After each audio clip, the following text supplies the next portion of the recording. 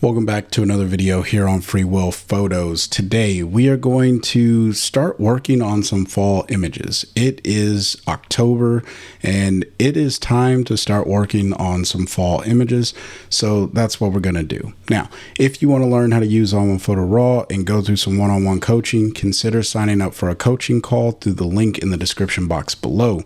If you want to pick up ON1, don't forget, you can use the coupon code FreeWillPhotos20. It'll save you some money at checkout. I do make a small commission, but all of it goes right back to this channel. Now, let's go ahead and dive into editing a fall photo. One of the first things that I like to do with any photo is just activating Brilliance AI. It works really, really well, and I have tuned my version of Brilliance AI to work the way that I want it to.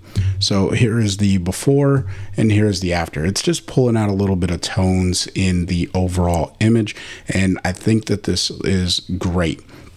Now, what I want to do is kind of, I think I'm going to change out the sky. I don't do that often, but I'm going to do that in this particular photo. But what I want to really do is kind of bring in some contrast and darken down these green areas. So one of the ways that you can do that is, well, there's a few ways. You know what? We're going to do it the more technical way. There is a simpler way, but I want to do it the more technical way because I feel like that's more fun. So we're going to go ahead and click on Add Adjustments. All right. And I'm going to go ahead and increase the exposure or reset it back to 0 because I don't want a whole lot. And I'm going to come up here and select the Quick Mask Brush AI. And this is, again, kind of the more technical way, just because I'm going to select the areas and actually apply the adjustment that I want to apply directly to the actual mask itself, or I'm sorry, the image itself, by using the Quick Mask Brush. And if I could say that any more confusing or any less confusing, then hopefully I did, but we'll wait for ON1 to read the image, and then I will be able to use this brush.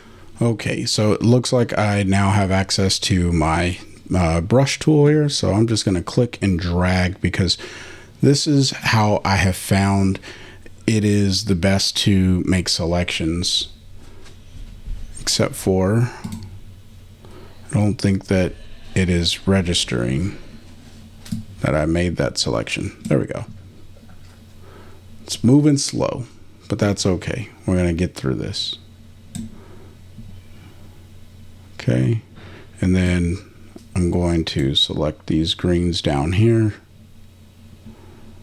And we're just going to make this selection. Okay, so I've made the selection. It's not perfect, but it'll be good enough for what we're going to do. And I want to paint in the adjustment. So I'm just going to go ahead and hit the check mark because paint was already selected up there. So far, it doesn't look like it's done anything because I haven't actually applied any adjustments here in the local adjustments yet. But I'm just going to pull down on the exposure here. Just a little bit. Like I said, I want to darken the foliage that's in this area. All right. And then I'm going to push the contrast, and I'm also going to increase the structure, and I'll probably end up throwing a dynamic contrast on there a little bit later as well. So that's my first step to working with this particular area. I'm also going to throw in some vibrance because I feel like that really helps.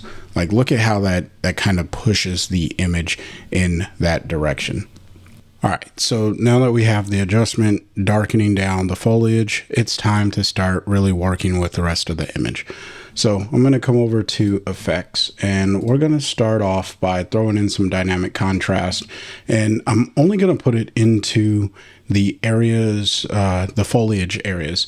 So let's see if the AI masking will do us some good here with the flora, which it does a pretty decent job. Let me see if there's a better option, which I'm not really seeing a better option. So we'll click on flora, and we're going to click on paint in and hit apply. We're going to let ON1 apply this to the flora areas. And then what I'm going to do is hit the letter O, and we're going to change our overlay to the red overlay. That way I can see what's happening here. And anywhere that red is located, that means that the effect is not going there. So what I want to do is I want to be on erase, and we're just going to erase all of this that's happening in the water here, because I don't want to apply the dynamic contrast to anything that isn't the foliage. So well, and I feel like these rocks are probably okay. I'm not overly concerned about that. And I'm not going to make this overly perfect, right? The goal here is to demonstrate a concept, and then you can go and apply it on your own images. And obviously take time to do this on your own images, but I just want to apply a concept so that way you understand what's happening. All right, so now that we have that kind of where it needs to be, I guess I can clean up this little area underneath. So we'll go with a paint in, so that way we start to paint this area back in. All right, and that's good enough. So now that we have that where we need that to be, I'm just going to turn it off and on to make sure that it's doing what I expect it to.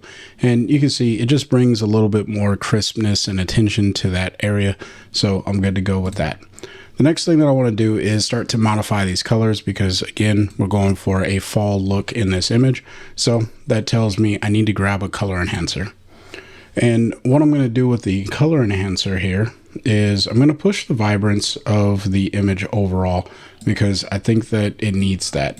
And then I'm going to come over here to the orange, and I am going to pull the hue over to the left and put it more towards the red. And then I'm going to come into the reds, and I'm going to push that more towards the orange maybe. And if I pull it, yeah, I'm going to push it more towards the orange. That gives a more natural fall look. And then I may even saturate the oranges just a little bit more to make those a little bit more bright, or colorful, I should say. Then with the yellows, of course, I'm going to pull those over towards the orange, and I may go like almost all the way. And then I'm also going to saturate those, and I'm going to pull up on the range so it selects more in the image. And before I jump over to the greens, where I think we're going to see the huge transformation in this particular image, I'm just going to turn off the effect and then turn it back on, and you can see what it's doing to the overall image. And I feel like what's happening right here in the middle with the yellows, that doesn't look as natural. So let me just go ahead and pull this back over to the greens a little bit, and maybe pull the oranges back towards the yellow. There we go. So now this middle section here, if you just pay attention to that, turn it off, turn it back on, it just looks a little bit more natural color, and I like it a little bit better. All right, all subjective there. So now I'm going to come over to the greens, and I'm going to push the range for this up quite a bit, because there's some really dark greens in this image, and I really want to grab a hold of anything that has some sort of green hue to it and really start to push that towards yellow. So I'm going to pull that over to the left, and you can see how that's just impacting the overall image. And then of course I will play around with saturation. And I think by pushing the saturation, it looks pretty good. By pulling it down, it just looks weird, even though in the fall things get a little bit more desaturated, but that's okay. We're going to go ahead and pull the saturation up, and now I want to play with the brightness. And I think by making them a little bit brighter, that actually looks a touch better in the image. Now, I haven't quite gotten to the point that I want it to in this particular edit. So what else can I do to really hone in? And I'm messing with the saturation right this second. What else can I do to really hone in? So this is the before, and this is what we've gotten so far. But I feel like these greens, they really need to start moving towards the yellow. All right. Now, the way that you can do this, you can add an additional color enhancer. And then you can come over to the green channel, pull the range up again, and start to pull that down. And that's just adding like a second layer, like doubling up on that yellow color.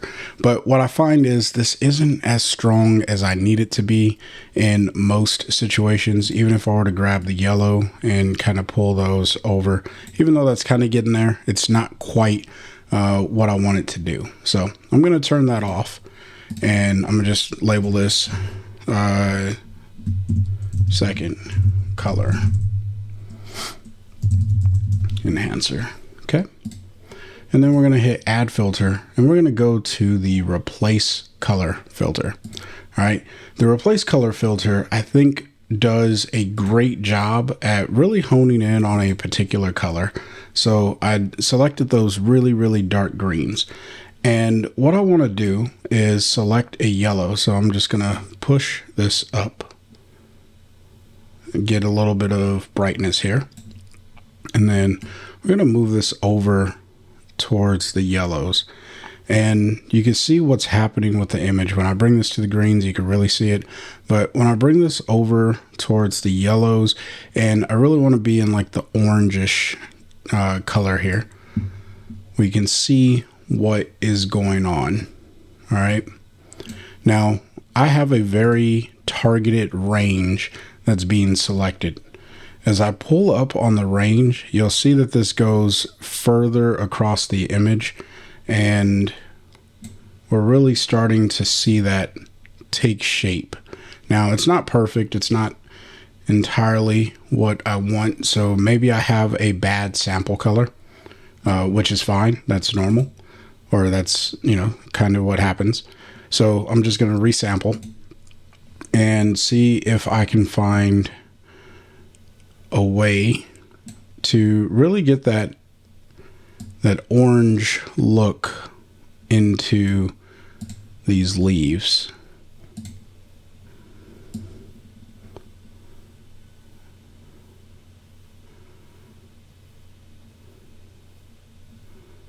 And that might actually be doing the trick. And then maybe we'll just reduce the amount.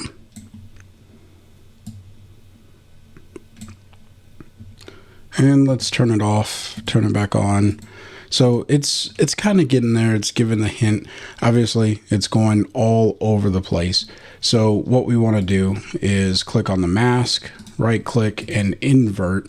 And then I'm just going to use a really large brush to go ahead and paint this in where I want it to be at a low opacity, so that way I can kind of build it up. So I'm just going to paint this over this area here and paint it in on this side over here as well, and then get in between this branch or this bridge or whatever, this railing. It's not a bridge. And maybe even come over this way. Let's get in here as well. And I think that that's starting to give me the look that I thought I was going to go for in this particular image. So if I turn this off, turn it back on, you can see that it is adding that yellow look into the leaves and gives the tone or the feel that fall is coming in, or it has come, and the leaves are changing their color. So now what I want to do is apply a sky, because I think that the sky is kind of lackluster and it needs to be enhanced. So of course I'm going to click on sky. ON1 is going to do its thing to figure out where the sky is, and then once it gets done with that, we should be able to come in here, and I don't want a sunset. I want something that is, here's a thing, it's called autumn skies, and that actually fits pretty decent. I think we're going to need to play around with a few of these, and I don't want anything that's like crazy orange.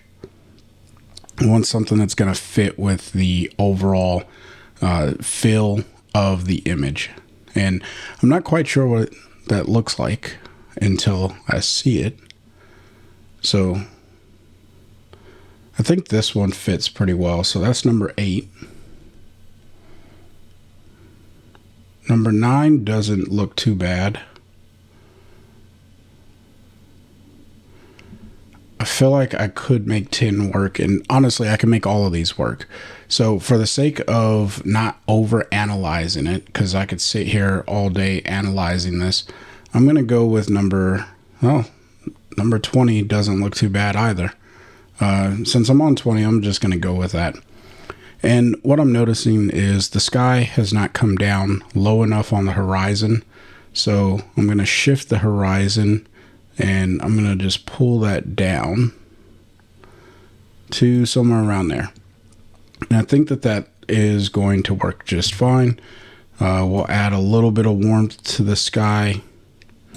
And let's start working with, let me just see if I can minimize, get some more real estate in here. Let's start working with the overall scale, because I feel like this should be just a little bit larger. Personal preference, probably doesn't really need to be. And then if I brighten this up, just want to see what happens, because this is obviously all in shadow, or at least it looks like it's in shadow. And you can see that there's some sun that's just gently coming over the top of the leaves. So I want to match the light as best I can. All right. Now, this one has a gray foreground, and I'm not sure that that's the color that I want on my foreground. So in fact, let me turn off the foreground lighting just to see what happens and turn it back on. Yeah, I think if I leave the foreground lighting off, or let me try,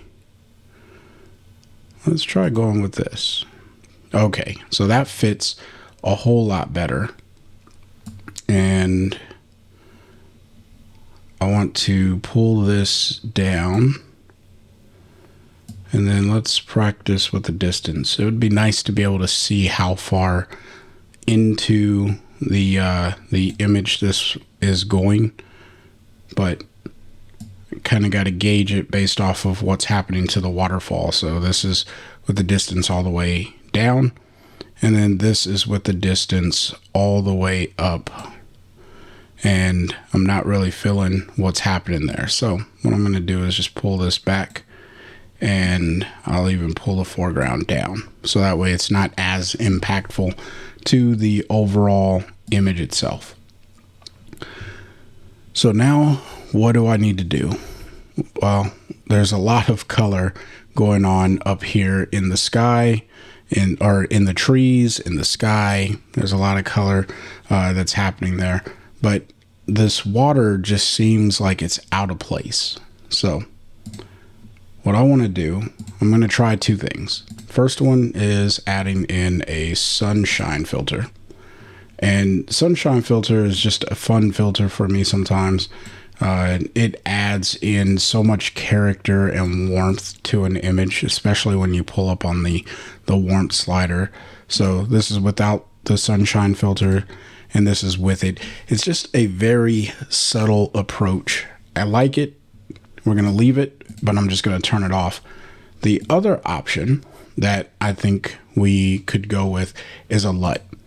Now, I've been using LUTs a lot recently, and I have, or at least I believe I do, and it might be inside of this one. Nope, it's not inside of the ON1 LUTs one.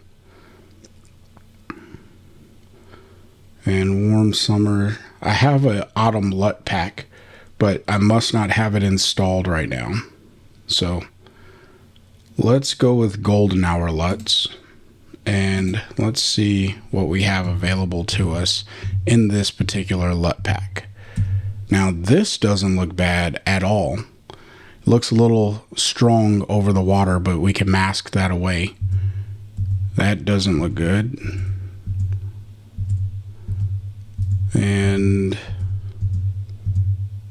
none of these give the feel of a warm, I think I like golden hour number 8. So we'll go ahead and pull down on the opacity so that way we get the original color to come back through. And I'll push the saturation just a little bit more. And then what I'm going to do is with a brush I'm going to go with a lower opacity this time. And I'm just going to paint right over the middle here, because I feel like that color cast that I'm trying to minimize, it would still be present, just not as present, you know? And I think that that's going to look pretty good. Maybe increase the opacity of the entire LUT. And we could probably even remove a little bit of this from the sky, because our sky already had a lot of the warmth. So maybe something like that. And this is what that mask looks like, which it's probably easier to see in grayscale, like so. So nothing over the top in depth with the mask overall. So here is what we started off with inside of ON1 Photo Raw. And then after a few edits and updates, or whatever you want to call it, this is what we ended up with. Now, to finish this off, I think that it needs a vignette. And I'm just going to go ahead and throw in a big softy and then pull back on the opacity, just to kind of focus the attention.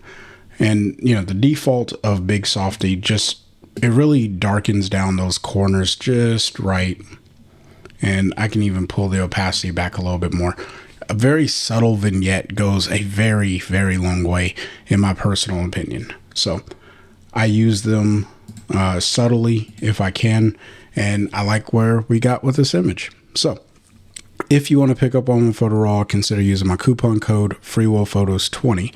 If you want to learn how to use ON1 and get a very custom tailored workflow for your images inside of ON1, consider signing up for the coaching call down in the description box below.